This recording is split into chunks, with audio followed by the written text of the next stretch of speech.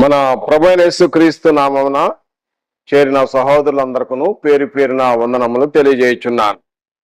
ఈరోజు వాక్య భాగము చదువుకుందాం. యోహాను వ్రాసిన 3వ పత్రిక 1వ వచనము మరియు 2వ వచనము చదువుకుందాం. పెద్దనైన నేను సత్యమును బట్టి ప్రేమించు ప్రియుడైన గాయకునకు శుభమని చెప్పి వ్రాయినది.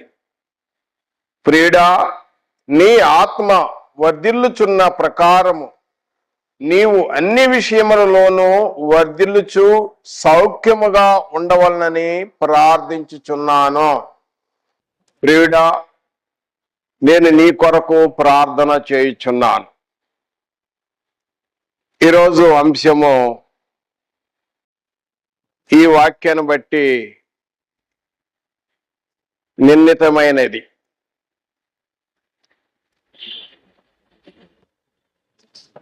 మనం గమనించినట్లయితే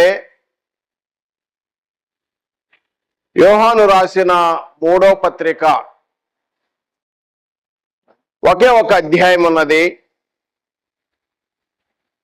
14 వచనములు ఉన్నాయి.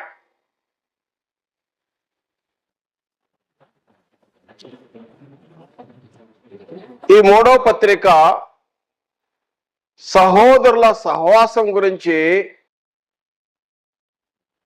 అపోస్తలుడైన యోహాను రాశాడు.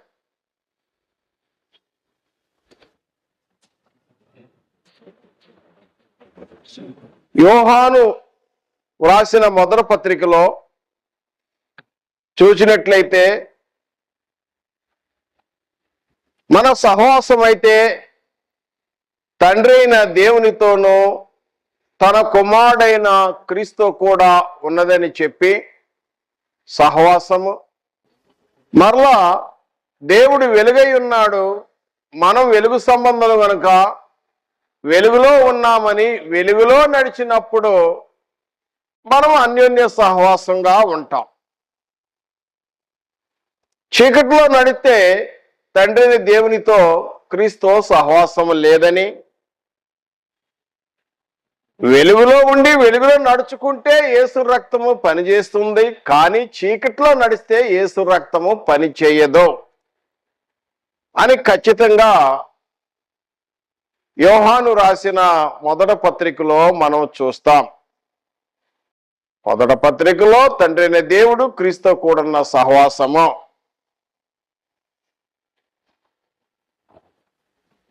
యోహాను రాసిన 2వ పత్రికలో అబద్ధ బోధకులు, క్రీస్తు విరోధులు వస్తారు. అలాంటి వారిని ఇంట కూడా చేర్చుకోవద్దని హెచ్చరికలు ఇవ్వబడ్డాయి. 3వ పత్రికలో మనం ఈ పత్రిక చదివినట్లయితే సహోదరుల సహవాసం, బ్రదర్ అండ్ ఫెలోషిప్. ఇందులో ముఖ్యముగా అపోస్తలుడైన యోహాను,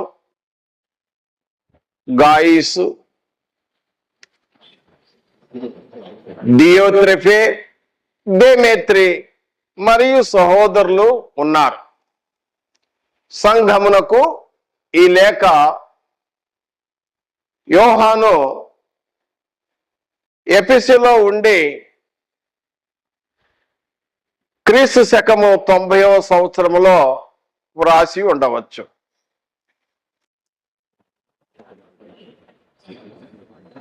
ఈ యొక్క పత్రికలో 3వ పత్రికలో మనం చూసినట్లయితే ప్రధానమైన వాక్య భాగము ఏమనగా 11వ వచనము, మేలు చేయువాడు దేవుని సంబంధి, కీడు చేయువాడు దేవుని చూచిన వాడు కాడు.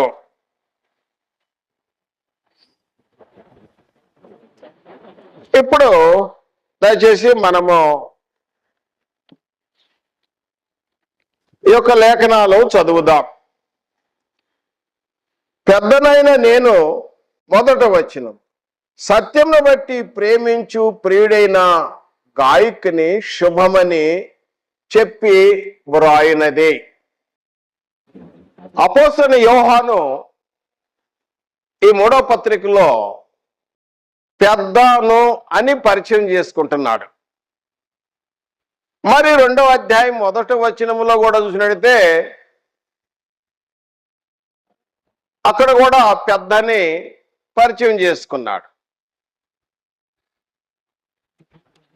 యోహాను, అపోస్తలుడైన యోహాను యేసు ప్రభుతో జీవించినవాడు. ఆయన మరణ సమాధి పునరుద్ధానమును కళ్ళారా చూసిన వ్యక్తి.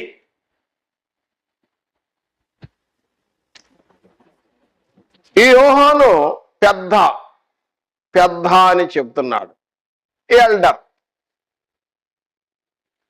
ఈయన సంఘ పెద్దగా ఉన్నాడు.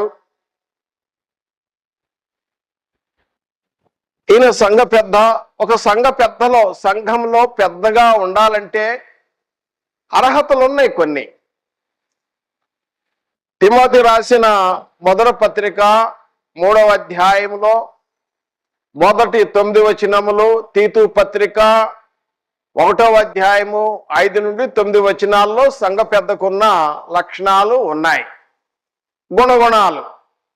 అందరూ ఏదో తెల్ల బట్టలు వేసుకున్నంత మాత్రమే, లేకపోతే సమాజంలో సంఘ ఊరిలో గొప్ప గుర్తింపున్న వ్యక్తి సంఘ పెద్ద అనటానికి వీలు కాదు. మేము అనేక గ్రామాల్లో వెళ్తున్నప్పుడు ఆయన చర్చికే రాడు. అలాంటి వారిని తీసుకొచ్చి ఇదిగో సంఘ పెద్ద అని పరిచయం చేస్తారు. వాక్యానుసారంగా మనం చూసినట్లయితే బైబిల్ ప్రకారంగా సంఘ పెద్దకు అర్హతలు ఉన్నాయి. అపోస్తుల కార్యములో 14వ అధ్యాయములో కూడా 15వ అధ్యాయంలో కూడా చూసినట్లయితే అక్కడ సంఘ పెద్దలను ఏర్పరిచి నియమించారు, ఎన్నుకున్నారు, నియమించారు, అపాయింట్మెంట్ చేశారు. మళ్ళా పేతురు గారు కూడాను పేతురు రాసిన 1వ పత్రిక 5వ అధ్యాయం 1వ వచనంలో ఆయన తోటి పెద్దలను హెచ్చరిస్తున్నాడు. తాను పెద్దని చెప్పుకుంటూ తోటి పెద్దలను హెచ్చరిస్తున్నాడు. సంఘంలో అనేక మంది పెద్దలుంటారు, పెద్దలు. కనుక యోహాను రాసిన 3వ పత్రికలో ఆయన 1వ వచనములో పెద్దనైన నేను సత్యమును బట్టి ప్రేమించు ప్రియుడైన గాయకుని శుభమని చెప్పి వ్రాయినదే. శుభము, గ్రీటింగ్స్ తెలియజేస్తున్నాడు, శుభాకాంక్షలు తెలియజేస్తున్నాడు. గాయి, ఈ గాయం గురించి చూసినట్లయితే మనం పరిశుద్ధ గ్రంథంలో బైబిల్లో క్రొత్త నిబంధనలో కొరింథీయులకు రాసిన 1వ పత్రిక 1వ అధ్యాయం 14వ వచనంలో అపోస్తలుడైన పౌలు గారు గాయకి బాప్తిసం ఇచ్చాడు. తర్వాత పౌలు వెంబడించిన సహచరుడు, ఒక జత పనివాడుగా క్రీస్తు పనివాడుగా గాయసు ఉన్నాడు. ఆయన చూసినట్టయితే రోమాపత్రికలో 16వ అధ్యాయం 23వ వచనంలో 16వ అధ్యాయం 23వ వచనంలో యావత్తు సంఘమునకు ఆతిథ్యం ఇచ్చిన వ్యక్తి గాయస్. పౌలు గారు ఉండి వందనాలు తెలియపరుస్తున్న వ్యక్తి గాయస్. అపోస్తల కార్యములు 19వ అధ్యాయం 29వ వచనంలో కూడా ఈయన మాసిడోనియా ప్రాంతపు వాడని మనం చూడగలుగుతాం. పౌలు గారు వెంబడించిన సహోదరుడు గాయస్, ఒక మంచి ఆత్మీయ సహోదరుడు, నమ్మకమైన నిజమైన క్రైస్తవ జీవితం కలిగిన వ్యక్తి గాయస్. ఇప్పుడు ఈ 3వ పత్రికలో మనం చూసినట్లయితే అపోస్తలుడైన యోహాను, పెద్దయిన యోహాను గాయసుకు ఈ ఉత్తరము, ఈ లేఖ వ్రాస్తూ శుభమని చెప్తున్నాడు. శుభము అన్నాడు. చెప్పి ఏమంటున్నాడంటే, దయచేసి సత్యమును బట్టి ప్రేమించు ప్రియుడైన గాయి అంటున్నాడు. సత్యమును బట్టి ప్రేమించు ప్రియుడైన గాయి, బిలౌడ్ గాయిస్, ప్రియుడా గాయిసు, నేను నీ కొరకు ప్రార్థన చేయించున్నాను అంటున్నాడు. 2వ వచనంలో చూసినట్టయితే, ప్రియుడా నీ ఆత్మ వర్ధిల్లుచున్న ప్రకారము నీవు అన్ని విషయములలోనూ వర్ధిల్లుచు సౌఖ్యముగా ఉండవల్లని ప్రార్థించుచున్నాను. నీ ఆత్మ వర్ధిల్లుచున్న ప్రకారము నీవు ఆత్మీయంగా ఎంతో వర్ధిల్లుచున్నావు. నీ ఆత్మ వర్ధిల్లుచున్నది. ఆత్మ శరీరము మనం అనేక సార్లు చెప్పుకున్నాం ఆత్మ శరీరం గురించి. శరీరం అనేది క్షయమయ్యేది, ఆత్మ అక్షయమైనది. శరీరము కేవలము నిష్ప్రయోజనం, ఆత్మ జీవింపజేస్తుంది. బైబిల్ బోధిస్తుంది ఈ మాటలు.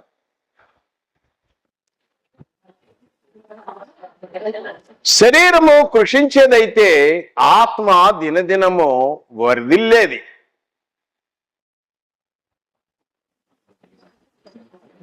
ఇక్కడ 2వ వచనములో చూసినట్టయితే, ప్రియుడా నీ ఆత్మ వర్ధిల్లుచున్న ప్రకారము నీవు అన్ని విషయములోనూ వర్ధిల్లుచు సౌఖ్యముగా ఉండవల్లని ప్రార్థించుచున్నాను. నీవు ఎంతో సుఖంగా, నీవు ఆరోగ్యపరంగా, ఫిజికల్ హెల్త్, మరి అన్ని విషయాల్లో నువ్వు సౌఖ్యంగా ఉండాలని, ఎందుకంటే నువ్వు సత్యమును బట్టి నడుచుకుంటున్నావు, నువ్వు ఆత్మీయంగా ఎదుగుతున్నావు, నీ ఆత్మ వర్ధిల్లుచున్నది. అందుచేత నా యొక్క ప్రార్థనలో ఎప్పుడు నీ కొరకు ప్రార్థించుచున్నాను. గాయస్, బిలోడ్ గాయస్, నీ కొరకు నేను ప్రార్థన చేయుచున్నాను. తర్వాత చూసినట్లయితే, నీవు సత్యమును అనుసరించి నడుచుకొనుచున్నావు గనుక సహోదరులు వచ్చి 3-4 వచనములు, నీవు సత్యమును అనుసరించి నడుచుకొనుచున్నావు గనుక సహోదరులు వచ్చి నీ సత్య ప్రవర్తన గురించి సాక్ష్యము చెప్పుచు విని బహుగా సంతోషించి తిని, నా పిల్లలు వర్ధిల్లుచున్న అనుసరించి సత్యం అనుసరించి నడుచుకొనుచున్నారని వినుట కంటే నాకు ఎక్కువైన సంతోషం ఏమీ లేదు. నా పిల్లలు,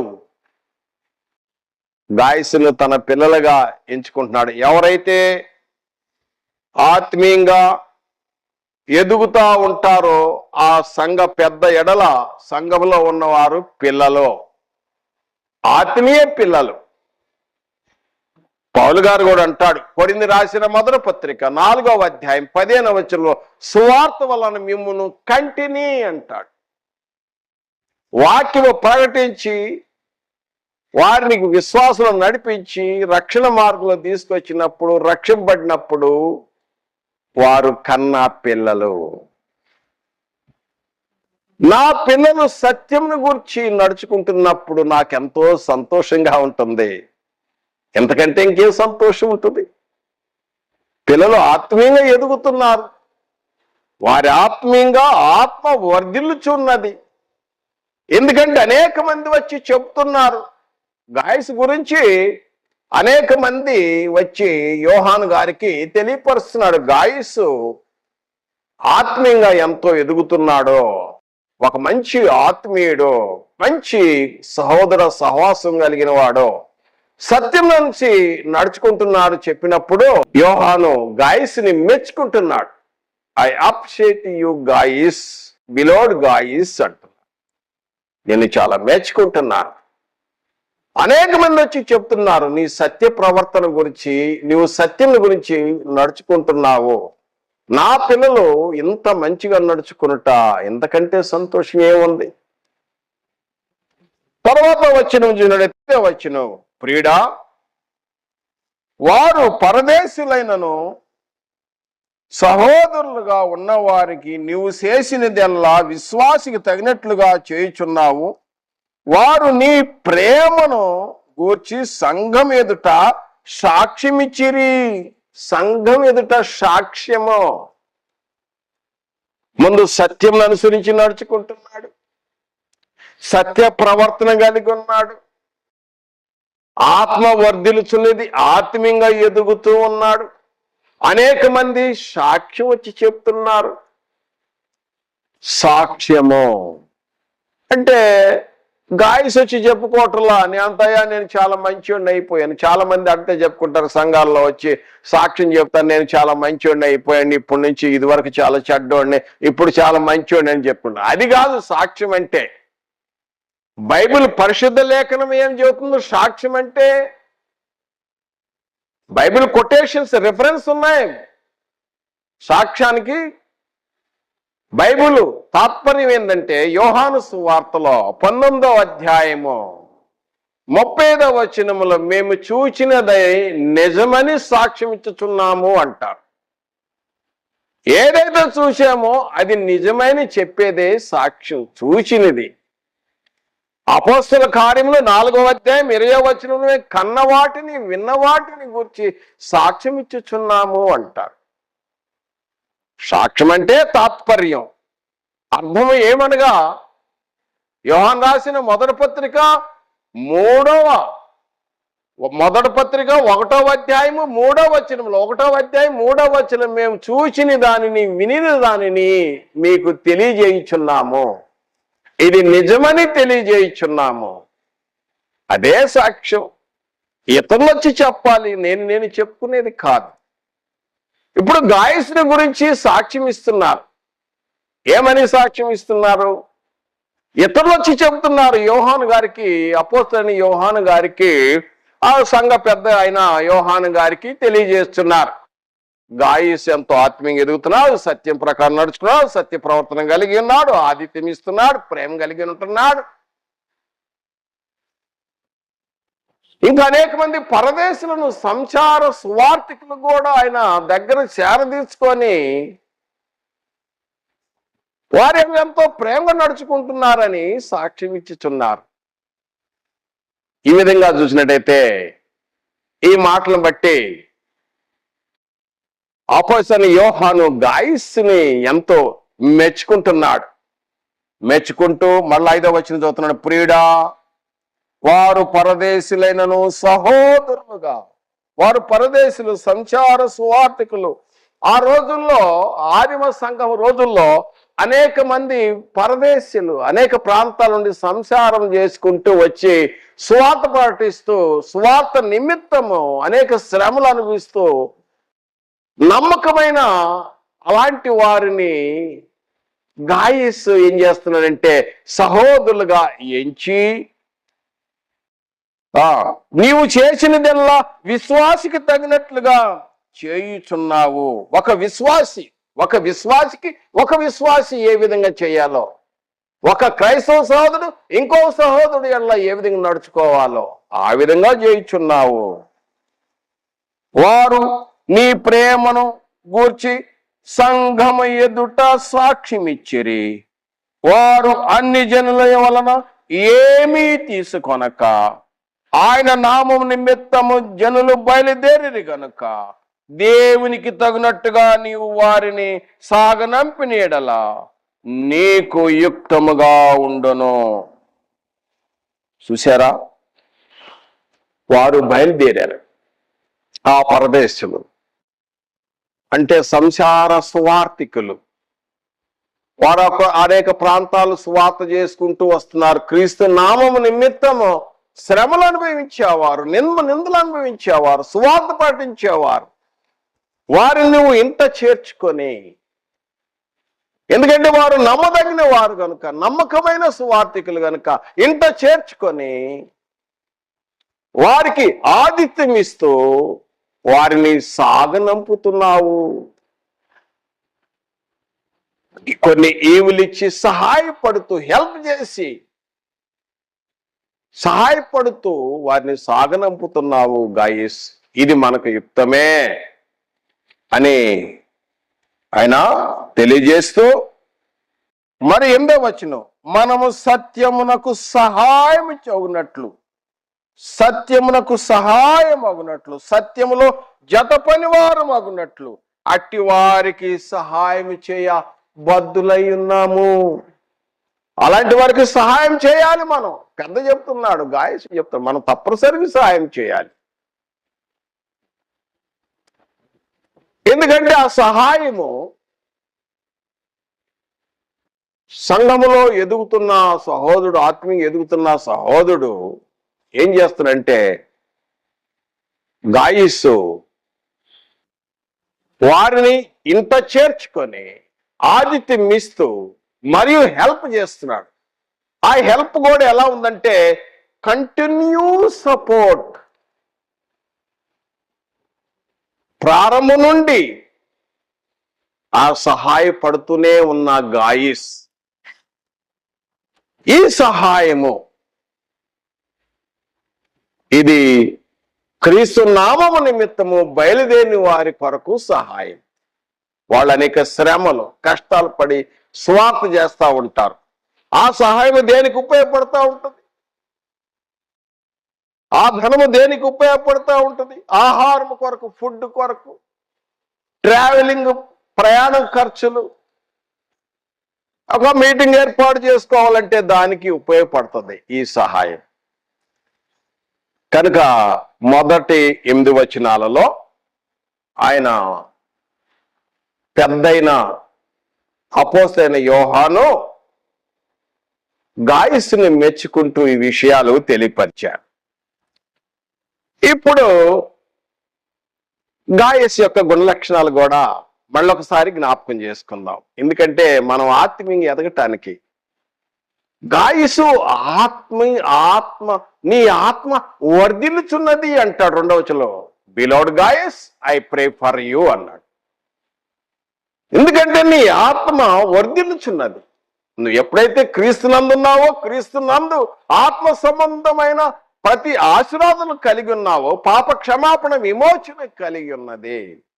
మొదటి పాయింట్, నువ్వు క్రీస్తునందున్నావు, నువ్వు నేర్చుకున్న ప్రకారంగా ఈ క్రియలు చేస్తున్నావు, నీ ఆత్మ వర్ధిల్లుచున్నది.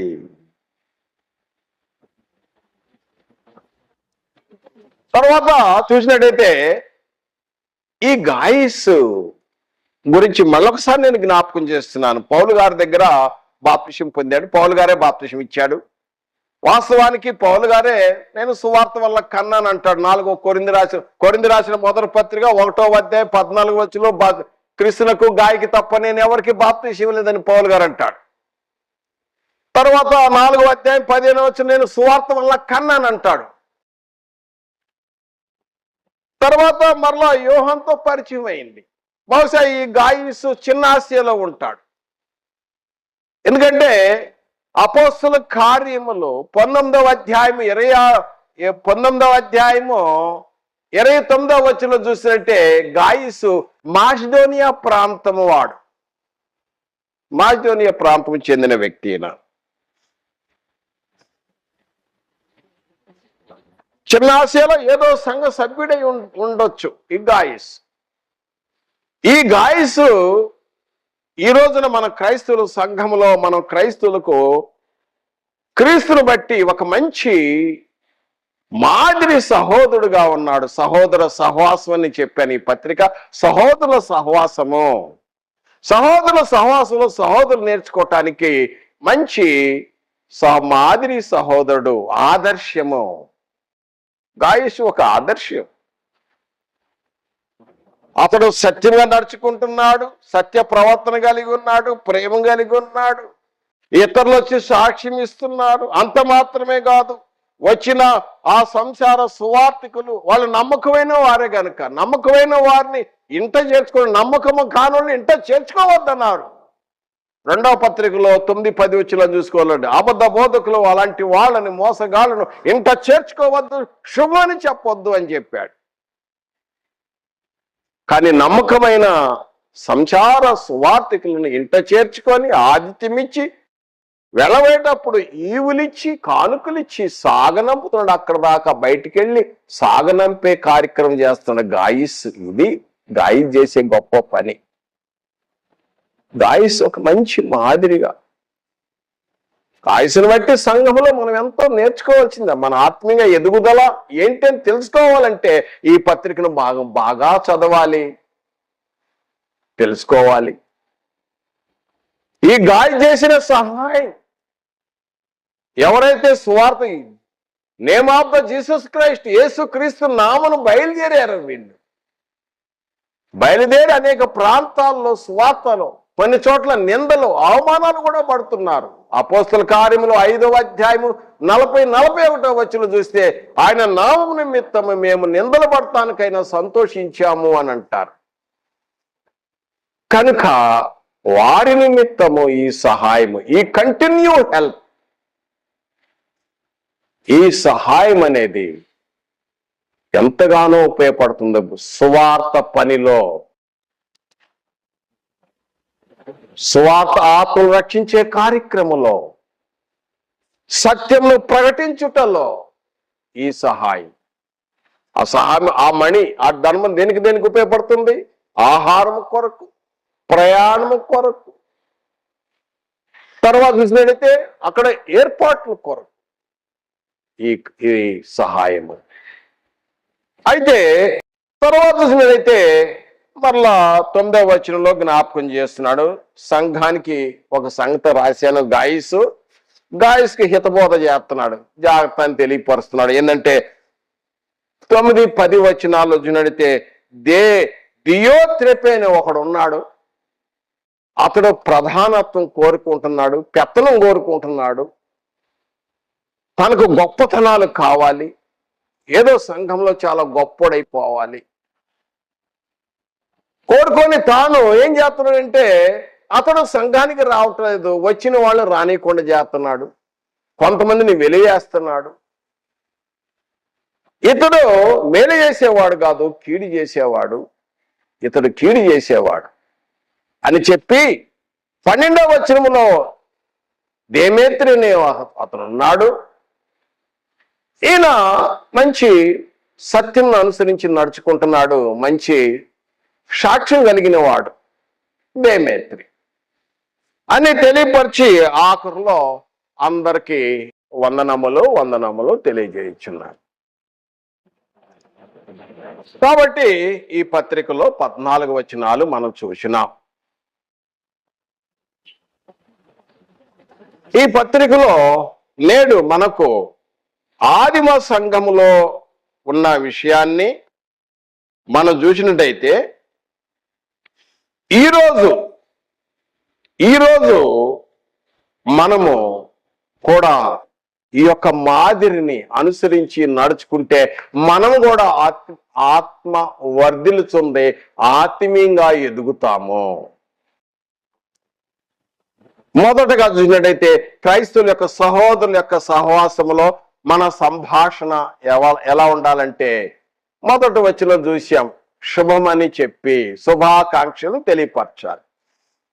ఈ వచనంలో మొదటి వచనం మరి లాస్ట్ వచనం చూస్తే అక్కడ ఏమని ఉంది? ఒకటి శుభమని ఉంది, శుభము కలుగును గాక అని ఉంది. తర్వాత సమాధానము కలిగి ఉండాలని, అందరూ సమాధానం కలిగి ఉండాలని రాయబడి ఉంది. ఆఖరణ అందరికీ వందనములు తెలియపరచము అంటాడు. పేరు నా వందనములు తెలియజేయము అంటాడు. వందనములు తెలియపరచుకోవాలి అంటే క్రైస్తవ సహోదరులైన మనము మన సంభాషణలో ఏ విధంగా ఉండాలంటే శుభము, సమాధానము మరియు వందనములు చెప్పుకోవాలి. రోమాపత్రిక 16:16లో క్రీస్తు సంఘములన్నీ మీకు వందనములు తెలియపరుచున్నవే. వందనములు చెప్పుకోవాలి. మొదటగా నేర్చుకోవాల్సిన పాఠం ఆత్మీయంగా. రెండవదిగా చూసినట్టయితే ఎప్పుడైతే సంఘములో ఎదుగుతూ ఉంటామో నేడు ఆదిమ సంఘము, నేటి సంఘం ఎప్పుడైతే సంఘములో మనము ఎదుగుతూ ఉంటామో సంఘ అధ్యక్షుడు పెద్ద గమనిస్తూ ఉంటాడు. వాస్తవం నేను కూడా గమనిస్తూ ఉంటా. సంఘంలో దాదాపు మన సంఘంలో 200-300 మంది ఉన్నాము. ఎవరు ఎలా ఉన్నారు ప్రతి ఒక్కటి సంఘ అధ్యక్షుడు కనిపెట్టి చూస్తూ ఉంటాడు. గాయసులాగా సహాయపడేవారు మన స్థానిక సంఘంలో అనేక మంది ఉన్నారు. సత్యప్రవర్తన నడిచి సత్యమును అనుసరించి నడుచుకునేవారు ఉన్నారు. అలాంటప్పుడు మరి ఎంత సంతోషం సంఘ కాపరికి, సంఘ అధ్యక్షుడికి. నా పిల్లలు 4వ వచనం, నా పిల్లలు సత్య ప్రవర్తన గురించి నడుచుకుంటున్నప్పుడు ఇంతకంటే సంతోషం ఏముంది అంటాడు. నా పిల్లలు, ఎందుకంటే సంఘంలో అనేక మందికి వాక్యం చెప్పి వాళ్ళు విశ్వాసులు నడిపించి బాప్తిసం ఇచ్చి సంఘములో చేర్చబడినప్పుడు ఆత్మీయంగా ఎదుగుదల, ఆత్మ వర్ధిల్లుచు ఉన్నప్పుడు ఆ సంఘ అధ్యక్షుడు వారి కొరకు ఎంతో ప్రార్థన చేస్తాడు. అందుకనే ఈ టైటిల్ ఉంచానమాట, అంశము ప్రియుడా నేను నీ కొరకు ప్రార్థన చేయుచున్నాను. సంఘములో ఎవరైతే ఆత్మీయంగా ఎదుగుతూ ఉంటారో వారి కొరకు, ఎవరైతే ఈ యొక్క సత్య ప్రవర్తనలో ఎదుగుతూ ఉంటారో వారిని సంఘ అధ్యక్షుడు కనిపెట్టి చూస్తానే ఉంటాడు. ఎందుకంటే ఆయన ఒక కాపరి బాధ్యతగా సంఘము నుండి బయట నుండి తోడే లాంటి వాళ్ళు కూడా వస్తూ ఉంటారు. ప్రతి వాళ్ళు ఎలాంటి వాళ్ళు ఉంటారు అనేది కనిపెట్టే బాధ్యత సంఘ అధ్యక్షుడి పని. కనుక ఈరోజు కూడా మనం చూసినట్టయితే గాయసు వలె ఎదిగే వారిని చూస్తే సంఘ అధ్యక్షుడు తప్పనిసరిగా తన ప్రార్థనలో ఎక్కువగా తను అదే విషయాన్ని జ్ఞాపకం చేసుకుంటా ఉంటాడు.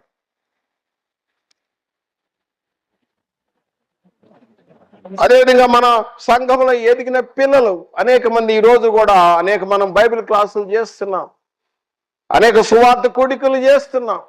కొంతమంది మన కాబట్టి మనం సంఘం ఆరంభించిన 25 years క్రితం ఉన్నప్పుడు పిల్లలు ఈరోజు పెద్దోళ్ళు అయిపోయారు. వాళ్ళు జాబులు చేసి మరి పరిచర్య సహాయపడే గాయస్లాగా సహాయపడే వాళ్ళు కూడా అనేక మంది ఉన్నారు సంఘంలో. సంఘం ఎదుట, దేవుని ఎదుట యథార్థం చెప్తున్నాను. సంఘం ఎదుట, దేవుని ఎదుట యథార్థం చెప్తున్నాను, ఇది సత్యము. ఈ స్థానిక సంఘములో కూడా మరి గాయసు వలె ఆత్మీయంగా ఎదుగుతూ వాళ్ళు పని చేస్తూ స్వార్థ పనిలో సహాయపడుతూ ఉన్నారు. వారు చేసే సహాయం దేనికి ఆ మనీ దేనికి ఉపయోగపడుతుంది? ఆ యొక్క మీటింగ్ ఏర్పాటుకు, అరేంజ్మెంట్ కొరకు, వచ్చిన వారికి ఆహారం, ఫుడ్ అరేంజ్మెంట్, వచ్చిన వారికి ట్రావెలింగ్, ఇన్ని విషయాల్లో ఈ సహాయం, ఎడతెగని సహాయము సంఘంలో ప్రారంభం నుండి ఇప్పటి వరకు ఎడతెగని సహాయం చేసే సహోదరులందుకు దేవునికి స్తోత్రములు చెల్లిస్తున్నాను. ఇలాంటి పిల్లలు ఉన్నప్పుడు సంతోషమే కదా ఆత్మీయ పిల్లలు. ఇలాంటి ఆత్మీయ పిల్లలు కనుక ఇంతకంటే 4వ వచనంలో ఆయన అంటాడు, నా పిల్లలు సత్యమును అనుసరించి నడుచుకొనుచున్నారని వినుట కంటే నాకు ఎక్కువైన సంతోషం ఏమీ లేదు. ఇది చూసినాం. తర్వాత చూసినట్టయితే సంఘములో ఇలాంటి వారు కూడా ఉంటారు. 9-10 వచనాల్లో సంఘానికి ఒక సంగతి రాసి తిని గాయస్ అని తెలియపరుస్తూ గాయస్కు బోధ చేస్తున్నాడు. ఏమిటంటే ఒక వ్యక్తి ఉన్నాడు, దియోత్రెఫే. అతడు ప్రధానత్వం కోరుకుంటున్నాడు. అంత మాత్రమే కాదు, అతడు సంఘానికి రాడు, వచ్చిన వాళ్ళను కూడా బయటికి పంపిస్తా ఉంటాడు, వెలివేస్తా ఉంటాడు. అంత మాత్రం కాదు, మాకు విరోధంగా చెడు మాట్లాడుతూ ఉంటాడు. ఇతడు కీడు చేసేవాడు. ఇలాంటి వారిని కూడా సంఘములో ఉన్న అధ్యక్షులు, పెద్దలు, కాపురులు అనేక మందిని చూస్తూ ఉంటారు. వాస్తవం ఇది, రియల్గా జరుగుతుంది, సత్యం ఈ మాట. అనేక మంది దియోత్రెఫే వాళ్ళు అనేక మంది ఉంటారు. వాళ్ళకి ఏంటంటే వాళ్ళకి పెత్తనం దొరకాలి, తానేదో గొప్పవాడు కావాలి, తన యొక్క ప్రభావం చూపాలి అనే ఆలోచన తనకు ఉండటం వలన అతడేం చేస్తాడు, బయట కూర్చొని వ్యతిరేకంగా సంఘ అధ్యక్షుడికి, సంఘానికి తాను రాడు, వచ్చే వాళ్ళని ఆటంకపరుస్తూ ఉంటాడు దియోత్రెఫీ. వీడు కీడు చేసేవాడు. అతడు రాకుండా దూషిస్తా ఉంటాడు, నిందలేస్తా ఉంటాడు. దియోత్రెఫే ఆదిమ సంఘములో అలాంటి దియోత్రెఫేలో ఈరోజు కూడా సంఘంలో లేకపోలేదు. అంత మాత్రమే కాదు, ఇలాంటి క్యారెక్టర్ కలిగిన వాళ్ళు కూడా చూసి అబ్షలోం, పాత నిబంధనలు అబ్షలోం ఉన్నాడు కదా, దావీదు కుమారుడు. అబ్షలోం అంటే సమాధాన పుత్రుడు. షాలెం అంటే సమాధాన పుత్రుడు. సమాధానం ఉంటాడు కదా కుమారుడు అనుకొని పేరు పెట్టాడు, మంచి పేరే పెట్టాడు. కానీ తండ్రికే విరోధంగా బయట కూర్చొని ఈ దియోత్రెఫేలాగా వ్యతిరేకంగా మాట్లాడుతూ ఉంటాడు. అలాంటి వ్యక్తి అబ్షలోం క్యారెక్టర్. కొంతమంది, అనేక మంది నేను చూశాను, దేవుని యథార్థం చెప్తున్నాను, చాలా బాధపడేవాడిని. ఒక్కోసారి వాళ్ళు రాకపోయారు, వచ్చేవాళ్ళు అనేక మందిని పక్క తొలగిస్తూ ఉంటారు. వాళ్ళు అటు తొలిగిపోయి ఆ సంఘం కాదని ఆ సంఘాన్ని ఎటు కాకుండా వెళ్ళిపోయిన వాళ్ళు అనేక మంది ఉన్నారు. శోధనలో పడిపోయారు. తర్వాత చూసినట్టయితే మరలా 12వ వచనంలో దేమేత్రి, ఇతను మంచి సాక్ష్యం పొందిన మంచి సహోదరుడు. బహుశా ఈ దేమేత్రి ఏదో ఒక స్థానిక సంఘంలో అధ్యక్షుడై ఉండొచ్చేమో అనుకుంటా. ఎందుకంటే ఇక్కడ మన స్థానిక సంఘంలో ఉన్న వాళ్ళు అనేక మంది ఎదిగి అనేక స్థానిక సంఘాలుగా వాళ్ళు స్థాపించుకొని పరిచర్య చేసేవాళ్ళు ఉన్నారు. దేమేత్రి టైప్ లో అనేక మంది కూడా సహోదరులు ఉన్నారు. చాలా మంచి బ్రదర్స్ కూడా చాలా మందిని మనం చూసాం. మరి విశేషంగా మనం చూసినట్టయితే 11వ వచనం, మేలు చేయువాడు దేవి సంబంధి, కీడి చేయువాడు దేవుని చూచినవాడు కాడు. 11వ వచనం అంటాడు, ప్రియుడా చెడు కార్యములు చేయక కాక మంచి కార్యములు ననుసరించి నడుచుకొనము. చెడు కార్యాలు చేయకూడదు, మంచే చేయాలి. మేలు చేయవాడు దేవుని సంబంధి, కీడు చేసేవాడు దేవుని సంబంధి కాడు. యోహాను రాసిన 3వ పత్రికలో ఎంత గొప్ప ఆత్మీయ పాఠం ఉంది. నాడు ఆదిమ సంఘమును చూసి నేడు మన స్థానిక సంఘము నేర్చుకోవటానికి గొప్ప పాఠం. గాయిస్ ఆత్మ వర్ధిల్లుచున్నది. అందుచేత సంఘ పెద్ద, I pray guys, beloved guys, I pray for you. మనం సంఘంలో మంచిగా ఆత్మీయంగా సహాయపడుతూ సత్యములను నడుచుకుంటున్నప్పుడు నిజంగా సంఘ అధ్యక్షుడు వారి కొరకు నిజంగా ఎల్లప్పుడూ ప్రేయర్ చేస్తూ ఉంటాడు. ఎందుకంటే నేనును నా ప్రార్థనలో ఎప్పుడు అలాంటి వారి గురించి ప్రార్థన చేస్తూ ఉంటాం. మారు మనసు లేని వాళ్ళు, తొలిపోయిన వాళ్ళు, నశిస్తున్న వారి గురించి కూడా ప్రార్థన చేస్తూ ఉంటాం. ఎందుకంటే క్రైస్తవుడు అంటే ఇతరుల కొరకు ప్రార్థన చేసేవాడు. గాయస్, బిలోడ్ గాయస్, సహోదరుడా నేను నీ కొరకు ప్రార్థన చేయించున్నాను. దేవుడి మీలతో ఆశించుగాక. ఆమేన్. ప్రార్థన. మహాపరిశుద్ధైన తండ్రి, స్తుతి స్తోత్రములు మీ ప్రియ కుమారుడేస్తున్నాం, ప్రార్థన చేయించున్నాం తండ్రి. ఈరోజు వర్తమానం మా ఆత్మీయ జీవితంలో మా ఆత్మ ఎంతో వర్ధిల్లినట్లుగా, అటు ఆరోగ్యపరంగాను భౌతికంగాను అన్ని విషయాల్లోనూ వర్ధిల్లినట్టుగా మాకు సహాయం చేయమని, ఈ యొక్క వర్తమానం ద్వారా అనేక మంది ఆత్మీయ ఎదుగుదల దయచేయమని, ఇంకా అనేక మందికి ఈ వర్తమానం అందినట్లుగా సహాయం చేయమని యేసుక్రీస్తు నామమున ప్రార్థించి వేడుకొనుచున్నాము తండ్రి. ఆమేన్. ప్రియమైన సహోదరులారా, మరి రాబో రోజుల్లో ఇంకా అనేక వర్తమానాలు అందించుచుండగా మీరు ఆ వాక్యాలు వినాలంటే సబ్స్క్రైబ్ చేసుకోండి. వందనములు.